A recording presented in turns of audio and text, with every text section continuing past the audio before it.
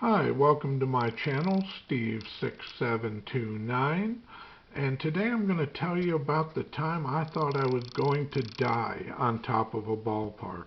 I was traveling as a publicist for USA Baseball, what was then the United States Baseball Federation, and I was with the junior national team, the top 17 and 18-year-old players in the country.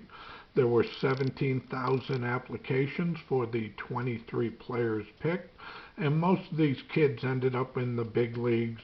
I'm behind Charles Johnson, Mike Matheny, Ryan Klesko, Brent Gates, Tyler Green, Mark Pachota, Greg Blaser, on and on. They all at least got some time in the big leagues.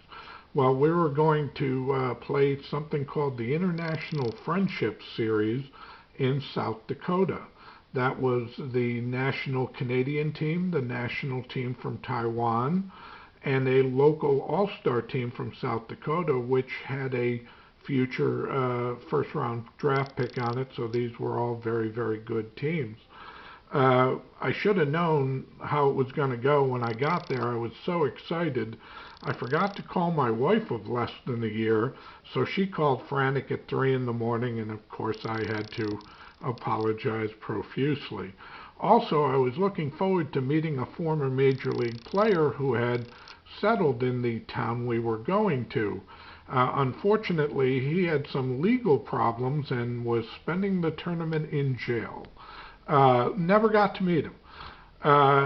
It was not the best organized, certainly because of that, and again, they had never done anything like this around there.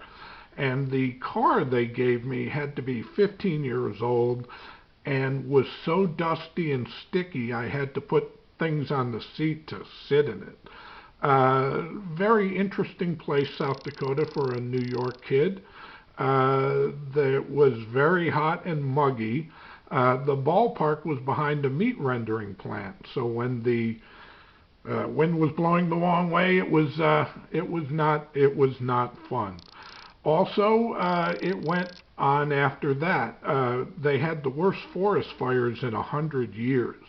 You could literally see the flames 30 to 50 feet above the tree lines on the mountains. It was so close that they closed off some of the neighborhoods, and in certain games, there were all sorts of mismatched uniforms, which I've never seen at a USA baseball tournament. There was a smoky haze in the ballpark during the game that was surreal. Well, the final game was against Taiwan. There were lightning strikes 360 degrees around, 20, 30 a minute. It was ridiculous. You could tell the ones that landed, and ultimately we found out that a couple of people were killed. And I'm on top of a ballpark in a tin shack. They got about $500 million worth of talent on the field, playing in metal spikes and waving metal bats around. I'm screaming for them to call the game, but Taiwan is winning, so they don't want to call the game. It got to the point where we could see lightning strikes literally hitting the mountains on the horizon past the ballpark.